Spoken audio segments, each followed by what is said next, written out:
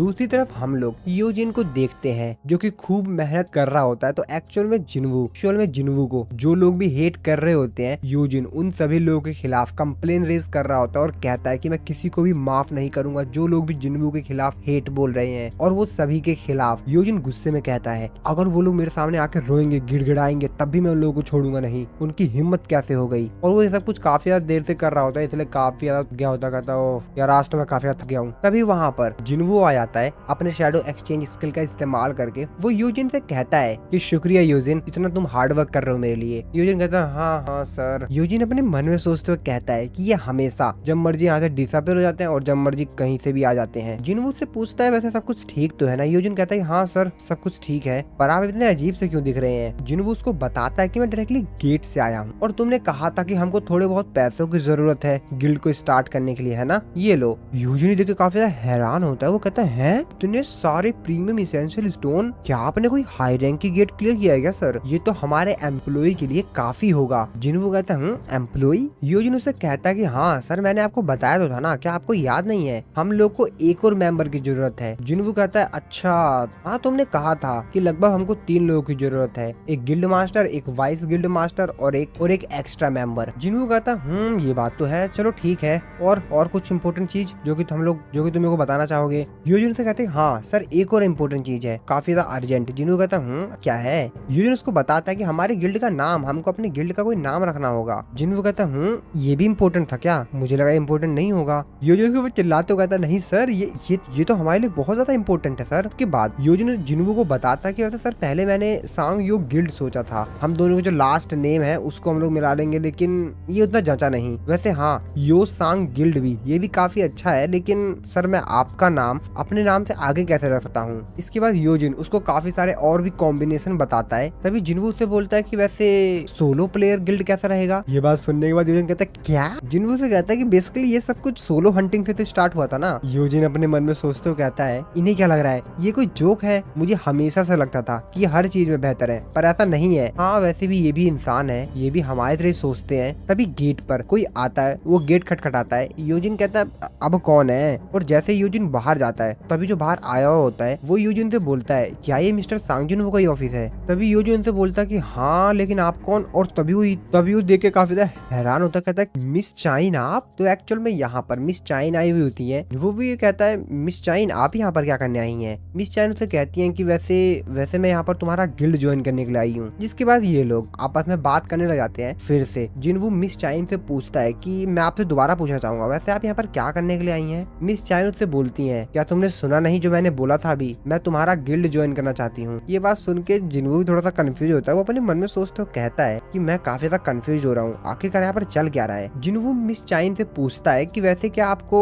Mister गो ने भेजा है ये सब करने के लिए? मिस चाइन उसको मना कर देती है। वो कहते हैं कि वो मुझे क्यों भेजेंगे? जिसके बाद जिनवू से पूछता है कि क्या आपको मिस्टर चोई ने अपने हंटर गिल्ड से निकाल दिया है? मिस चाइन कहते हैं अरे नहीं। जिनवू पूछता है कि फिर आप क्यों ज्वाइन करना चाहती हैं हमारे सोलो प्लेयर गिल्ड को? जिनवू के गिल्ड का नाम सुनकर मिस चाइन कहते हैं क्या तुम्हारे गिल्ड का नाम सोलो प्लेयर गिल्ड है? जिनवू कहता है कि हाँ क्यों, इस नाम में कोई प्रॉब्लम है क्या? वाइस गिल्ड मास्टर और मैंने, हम दोनों ने मिलकर इस नाम को सहमति दी है। योजिन जिनवू के ऊपर चिल्लाते हुए कहता है कि क्या seriously sir solo player guild और मैंने इस नाम को कहाँ कर दिया? और वैसे भी मेरा ओपिनियन आपके लिए कोई मैटर भी करता है? अब ये बात सुनकर जिनवू भी काफी ज्यादा हैरान होता है, कहता है अब ये क्या बोल रहा है? जिनवू से बोलता है कि तुमने कुछ नहीं बोला जब मैंने बोला कि सोलो प्लेयर गिल्ड, तो मुझे लगा कि तुमने हाँ कर दिया है। जिनवू अपने मन में सोच रहा होता है कि एक मिनट, मेरे को सबसे पहले इस सिचुएशन में शांत रहना होगा, क्योंकि मैं अपने सेंस स्टेट्स का इस्तेमाल करके पता लगा सकता हूँ यहाँ पर भाई बहुत ज्यादा कंफ्यूजन हो रही है, रुको मेरे को यहाँ पर शांत रहना होगा। वो मिस चाइन की तरफ देख रहा होता है, उनकी तरफ देखते हुए जिनवू अपने मन में सोचते हुए कहता है कि इनकी जो हार्ट बीट है वो भी काफी ज्यादा तेजी से धड़क रही है और ये काफी गहरी सांस ले रही हैं और ये पूरी कोशिश कर रही हैं कि ये शांत रहें, लेकिन मैं बेवकूफ नहीं हूँ, मैं अपने सेंस स्टेट्स का इस्तेमाल कर सकता हूँ और आखिरकार क्यों ये मेरे गिल्ड को ज्वाइन करना चाहती हैं। जिसके बाद जिनवू मिस चाइन से कहता है कि मिस चाइन जहाँ तक मैं जानता हूँ आपको एक हंटर के तौर पर अवेक्ड हुए 2 साल भी नहीं हुए हैं और मैं इतना तो कंफर्म हूँ कि आपने हंटर गिल्ड के साथ कोई कॉन्ट्रैक्ट साइन जरूर किया होगा और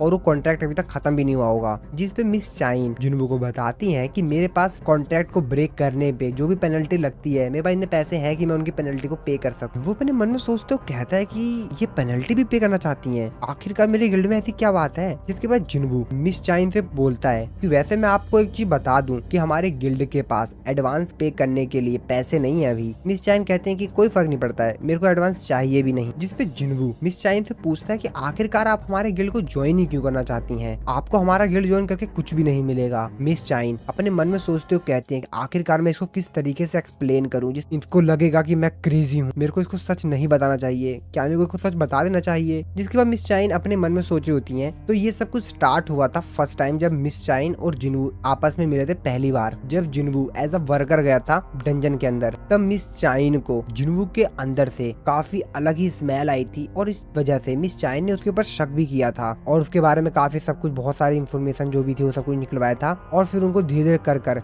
जिन्वू के ऊपर शक भी होने लग गया था। फिर मिस चाइन ने काफी रिसर्च किया था जिन्वू के बारे में और फिर उनको ये भी न्यूज मिल गई थी कि वो एस रैंक का हंटर वगैरह बन गया है और भी इसी तरीके से पूरी स्टोरी चलती है। और फिर उसके बाद जेजू आइलैंड की रेड पर जब ये सभी लोग घायल हो गए तो वहाँ पर जिन्वू उनको बचाने के लिए आया था और मिस चाइन भी लगभग मरते मरते ही बची थी। वो पूरी तरीके से मरी गई थी एक तरह से, लेकिन फिर भी वो फाइनली बच गई थी जिन्वू की वजह से ही। और जब मिस चाइन को होश आता है तो मिस्टर गो से पूछती हैं कि मेरे को किसने बचाया, क्या वहाँ पर जिन्वू आया था? मिस्टर गो कहते हैं कि हाँ। और यही सब इंसिडेंट होने के बाद मिस चाइन जिन्वू के काफी ज्यादा करीब काम करना चाहते हैं ताकि वो जिन्वू के बारे में और भी बहुत कुछ जान सके। मिस चाइन अपने मन में सोच रही होती हैं कि मैं चाहती हूँ तुम मेरे साथ रहो मेरे आखिरी सांस तक। अरे नहीं, ये मैं क्या सोच रही हूँ। और मिस चाइन काफी ज्यादा शर्माने लगती हैं। अब मुझे नहीं पता भाई यहाँ पर क्या सिचुएशन है, बट बहुत ज्यादा शर्माने लगती हैं। अब जिन्वू भी उनकी तरफ देख रहा होता, कहता है यार ये क्या चल रहा है, ये इतनी ज्यादा क्यों शर्मा रही है, इनका पूरा शरीर इनका पूरा चेहरा लाल क्यों हो गया है, आखिरकार मेरे से कुछ बोल क्यों नहीं रही है, ये जरूर कुछ ना कुछ छुपा रही है। मिस चाइन पूरी कोशिश कर रही होती है कि जिन्वू को उनके ऊपर शक ना हो, लेकिन भाई जिन्वू है यार। जिन्वू अपने मन में सोचते हुए कहता है क्या मुझे नहीं पता कि ये क्या सोच रही हैं, लेकिन ये जो कुछ भी सोच रही हैं इस चीज के बारे में उन्होंने काफी लंबे समय से पहले ही प्लान कर रखा था। जिन्वू मिस चाइन से कहता है कि क्या आप मेरे क्वेश्चन का जवाब नहीं देना चाहती हैं? तभी मिस चाइन जिन्वू से बोलती हैं कि मैं चाहती हूँ, मैं एक कंफर्टेबल लाइफ जीना चाहती हूँ, क्या है ये गलत है? जिन्वू कहता है नहीं। तभी योजिन जिन्वू के करीब आता है, उसके कान में फुसफुसाते कहता है अरे सर, लगता है हंटर गिल्ड वाले इनसे काफी ज्यादा काम करवाते हैं। ये बात सुनने के बाद जिन्वू भी अपने मन में सोच रहा होता है कि वैसे हाँ यार, मिस चाइन अभी 22 या 23 साल की होंगी और ये इतनी जल्दी एक एस रैंक की हंटर बन गई तो इनके ऊपर काफी ज्यादा बर्डन आ गया होगा। और हाँ, अभी जल्दी में तो जेजू आइलैंड रेड में ये काफी ज्यादा इंजर्ड भी हो गई थी। मेरे को इनके बारे में बहुत ज्यादा बुरा लग रहा है। लेकिन इसके बाद जिन्वू मिस चाइन से कहता है कि असल में हमारे गिल्ड को ज्वाइन करने के लिए आपको एक एंट्रेंस टेस्ट भी देना होगा। तभी मिस चाइन कहती है क्या, लेकिन रिक्रूटमेंट पोस्टिंग में तो ऐसा कुछ भी नहीं बताया गया था। तभी जिन्वू योजिन की तरफ देखते हुए कहता है कि हमारी ये नई रेगुलेशन है तो मुझे लगता है कि हमारा जो वाइस गिल्ड मास्टर है उसने कोई मिस्टेक कर दी है। और वो योजिन की तरफ देखता है, वो योजिन से कहता है हमारे गेस्ट के लिए कुछ खाने पीने के लिए लाओ। योजिन कहता है हाँ हाँ बिल्कुल सर। जिसके बाद मिस चाइन जिन्वू से बोलती है कि वैसे किस प्रकार का टेस्ट होगा। जिन्वू अपने मन में सोचता है क्या ये इतनी जल्दी तैयार हो गई, सीरियसली, चलो कोई नहीं। जिसके बाद जिन्वू उनको बताता है आपको मेरे एक समन बीस्ट को हराना होगा।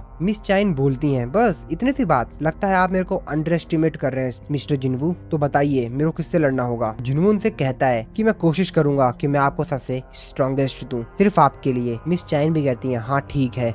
मिस चाइन जिन्वू से पूछते हैं कि वैसे टेस्ट कब होगा। जिन्वू कहता है कि चलिए अभी शुरू करते हैं। तो हंटर एसोसिएशन का जिम्नेजियम कैसी जगह रहेगी, चलिए हम वहाँ पर इस टेस्ट को करते हैं। जिन्वू अपने मन में सोचते हुए कहता है कि जिम्नेजियम में टेस्ट करना काफी अच्छा है, लेकिन यार वो काफी ज्यादा दूर नहीं है। पर हाँ, शायद मैं इसे टेस्ट कर सकता हूँ कि मेरी जो शैडो एक्सचेंज स्किल है क्या वो दूसरे इंसान के साथ काम करती है। ये मेरे लिए काफी बेहतरीन अपॉर्चुनिटी है। जिन्वू मिस चाइन से कहता है कि हम लोग इस तरीके से नहीं जाएंगे। मिस चाइन कहती है तो फिर किस तरीके से? जिन्वू उनको कहता है कि आप थोड़ा सा मेरे करीब आइए। जिन्वू उनको अपने को थोड़ा सा करीब लाता है, थोड़ा क्या काफी ज्यादा करीब ले आता है। मिस चाइन भी शर्माने लगती हैं और फिर जिन्वू अपने शैडो एक्सचेंज स्किल का इस्तेमाल करके वहाँ से टेलीपोर्ट हो जाता है हंटर एसोसिएशन के जिम्नेजियम में। योजिन भी जिन्वू के गेस्ट के लिए यानी मिस चाइन के लिए खाने पीने का सामान लेकर आ गया होता है। जैसे वो एंटर करता है वो कहता है अब ये लोग कहाँ गए, और उसके सामने जिन्वू का एक शैडो सोल्जर होता है जिसको देखकर वो काफी ज्यादा हैरान होता है। और जिन्वू जो शैडो सोल्जर होता है वो जो खाना लेकर आया था योजिन, मिस चाइन और जिन्वू के लिए, वो इसको खा लेता है। ये देखकर योजिन तो और भी ज्यादा डर जाता है। दूसरे से हम लोग जिम्नेजियम का सीन देखते हैं जहाँ पर जिन्वू मिस चाइन को लेकर टेलीपोर्ट हो गया था। जिन्वू कहता है कि हम लोग यहाँ पर प्रैक्टिस करेंगे। मिस चाइन देखे काफी ज्यादा हैरान होते हैं किस तरीके से वो लोग इतनी जल्दी इस जगह पर आ गए। वो कहती है कि कैसे? जिन्वू अपने मन में सोचते हुए कहता है कि मैं जानता था शैडो एक्सचेंज स्किल एक गेट की तरह काम करता है। मैं इसका इस्तेमाल करके एक दूसरे इंसान को अपने साथ ट्रेवल करवा सकता हूँ। इसका मतलब ये है कि मैं अपने साथ किसी और को भी एक जगह से दूसरी जगह टेलीपोर्ट करवा सकता हूँ।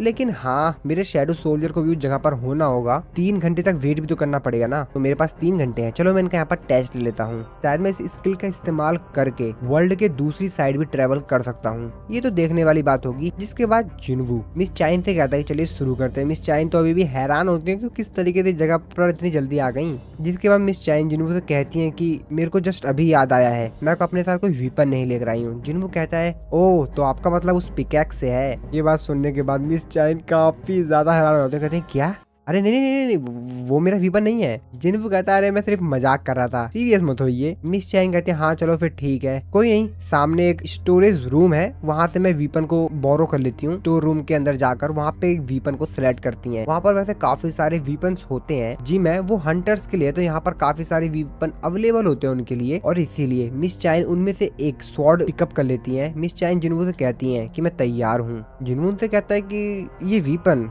क्या आप इसके साथ सही रहेंगी, और मेरे को नहीं लगता कि आपको स्वॉर्ड इस्तेमाल करने का टाइम भी मिलेगा। मिस चैन कहती है कि इससे कुछ भी फर्क नहीं पड़ता कि मैं कौन सा वीपन इस्तेमाल करती हूँ, और आखिरकार मैजिक बीस्ट को कोई भी फर्क नहीं पड़ता कि आप फुल्ली प्रिपेयर्ड है बैटल के लिए या नहीं, वो तो आपके ऊपर अटैक ही कर देंगे। जिन्हों अपने मन में सोचते हो कहता है कि बिल्कुल सही, इनकी इच्छा शक्ति ने ये प्रूफ कर दिया है कि इनमें काबिलियत तो है, लेकिन फिर भी मैं अपने किसी ऑर्डिनरी सोल्जर को ही समन करूंगा। तो चलो ठीक है, मैं इग्रीस को समन करता हूँ। इसके बाद जिनवू इग्रीस को समन करता है। जिनवू मिस चाइन से कहता है कि ये मेरा सबसे बेस्ट स्वॉर्ड मैन है मेरी शैडो सोल्जर आर्मी में। मिस चाइन जिनवू से कहते हैं कि वैसे हम लोग विनर को किस तरीके से डिसाइड करेंगे, जिस पर जिनवू उनको कहता है कि फाइट तब तक चलती रहेगी और फाइट तब तक खत्म नहीं होगी जब तक कि आप मेरे समरन बीस्ट को पूरी तरह डिस्ट्रॉय नहीं कर देती हैं या आप खुद ही सरेंडर नहीं कर देती हैं। जिनवू अपने मन में सोचते हो कहता है कि वैसे मैंने इनको कहा है कि मैंने सबसे अपने स्ट्रॉन्गेस्ट सोल्जर को समन किया है, लेकिन अगर मैंने बेरू को समन कर लिया होता तब तो इनके लिए काफी ज्यादा मुश्किल हो जाती। चलो मुझे लगता है कि अब शुरू करना चाहिए। जिसके बाद जिनवू मिस चाइन से कहता है कि चलो शुरू करते हैं। मिस चाइन भी रेडी होती हैं। जिनवू मिस चाइन से कहता है कि आप थोड़े समय के लिए उधर मुड़ जाएंगी, और फिर वो इग्रीस को अपने इन्वेंटरी में से निकाल के एक स्वॉर्ड देता है और उसे कहता है कि तुम इसका इस्तेमाल करो। फिर जिनवू मिस चाइन से कहता है कि चलो ठीक है, टेस्ट को शुरू करते हैं। मिस चाइन भी रेडी हो जाती है और फिर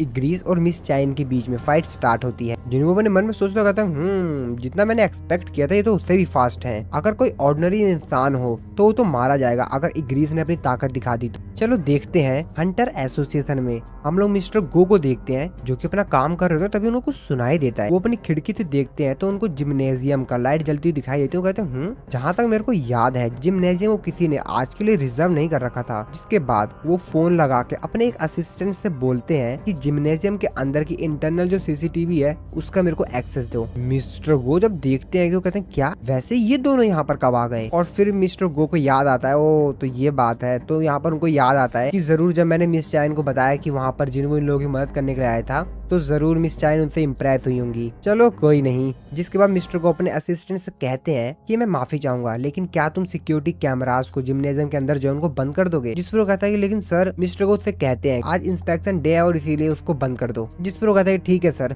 फिर से हम लोग जिम्नेजियम के अंदर का सीन देखते हैं। मिस चाइन ने इग्रीस के ऊपर अटैक करके उसको थोड़ा सा घायल कर दिया होता है। मिस चाइन जिन्वू से कहती है कि तुमने कहा था कि तुम्हारा चौथा स्ट्रॉन्गेस्ट सोल्जर है, तो क्या तुम बाकियों को यहाँ पर समन करोगे। जिन्वू कहता है लेकिन आप घायल हो सकती हैं। मिस चाइन कहते हैं कि मेरे को उससे कोई फर्क नहीं पड़ता है, आखिरकार मैं भी तो देखूं। जिन्वू कहता है कि आप जानती हैं। मिस चाइन उसको बताते हैं कि हाँ मैंने उस बीस्ट को देखा था, ऑल्सो मैंने उसको फुटेज में भी देखा था। जिन्वू कहता है कि ठीक है, और फिर जिन्वू अपने सबसे ज्यादा पावरफुल शैडो सोल्जर बेरू को समन करता है। इसको देखकर मिस चाइन की पसीने छूट जाते हैं। वो भी थोड़ा बहुत डर तो रही थी, क्योंकि भाई जब बेरू आता है ना सामने तो उसकी जो माना इमिट हो रही होती है उसके शरीर में से, उसको देख कर ही सामने वाला समझ जाता है कि भाई ये कितना ज्यादा ताकतवर है। जिसके बाद जिन्वू मिस चाइन से कहता है कि वैसे मैं आपसे एक और बार पूछ लेता हूँ, क्या आप इससे लड़ेंगी, जो कि बेरू को समन कर लेता है। जिन्वू अपने मन में सोच रहा होता है कि वैसे जब मैं किसी चीज को शैडो सोल्जर में कन्वर्ट कर देता हूँ तो जब वो चीज जिंदा थी यानी अलाइव थी उसकी तुलना में वो थोड़ा सा कमजोर हो जाता है। लेकिन इसके बावजूद भी बेरू को तो बनाया इस पर्पस से था कि वो हंटर्स को खत्म करे, और इसी वजह से ये एक वीपन की तरह पैदा हुआ जिसका काम ही है हंटर्स को मारना। तो ये उतना ज्यादा कमजोर भी नहीं है, और अगर ये अपनी ताकत लगाकर मिस चाइन के खिलाफ जाता है तो मिस चाइन के जीतने के चांस बहुत ही ज्यादा। जिन्वू क्या कुछ बोल पाता तभी बेरू बीच में बोलता है और वो बोलता है कि मेरे आका, मेरे को इस इंसान के साथ क्या करना है। जिन्वू उसको कहता है कि तुमको इसको हराना है, लेकिन एक बात का याद रखना कि उनको किसी भी प्रकार से चोट नहीं लगनी चाहिए। बेरू जिन्वू से कहता है कि जैसे आपकी इच्छा मेरे आका, बेरू काफी ज्यादा तेजी से चिल्लाता है और वो इतनी ज्यादा तेजी से चिल्लाता है कि उसकी आवाज से ही जिम्नेजियम के अंदर जितनी भी लाइट्स लगी होती हैं पूरी पूरी क्रैक हो जाती हैं और आसपास और भी काफी चीजें टूट जाती हैं, जिसको देखकर मिस चाइन काफी ज्यादा हैरान होती हैं। मिस चाइन अपने मन में सोच रही होती है, ओ तो ये वही है जिसके खिलाफ जिन्वू लड़ा था। ये तो बहुत ज्यादा ताकतवर है कि उससे दूर रहना, और अगर तुमने उनको नुकसान पहुंचाने की कोशिश करी तो ये तुम्हारे लिए बिल्कुल भी अच्छा नहीं होगा। बेरू कहता है कि जैसी आपकी इच्छा मेरे आका। मिस चाइन अपने मन में सोच रही होती है कि अब मेरी बारी है,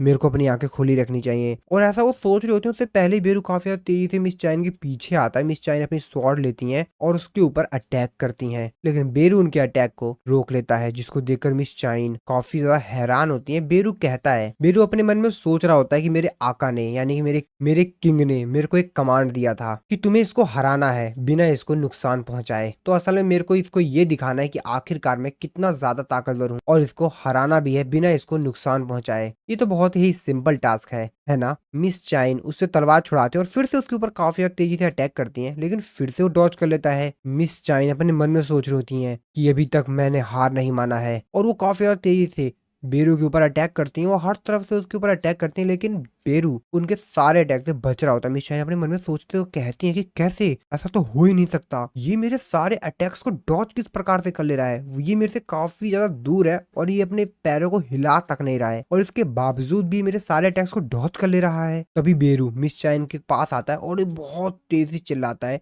और मिस चाइन उसकी आवाज से ही पीछे हो जाती हैं। जिन्वू जो कि दूर खड़ा होकर ये सब कुछ देख रहा होता है, वो अपने मन में सोचते हुए कहता है कि ऐसा लगता है कि सब कुछ डिसाइड हो चुका है। जिसके बाद वो मिस चाइन से कहता है कि आप सेटिस्फाई तो है ना, या आपको अभी और भी लड़ना है। लेकिन मिस चाइन कहती है कि नहीं, अभी मेरे को और लड़ना है, मेरे अंदर अभी भी ताकत है कि मैं इससे लड़ सकूं।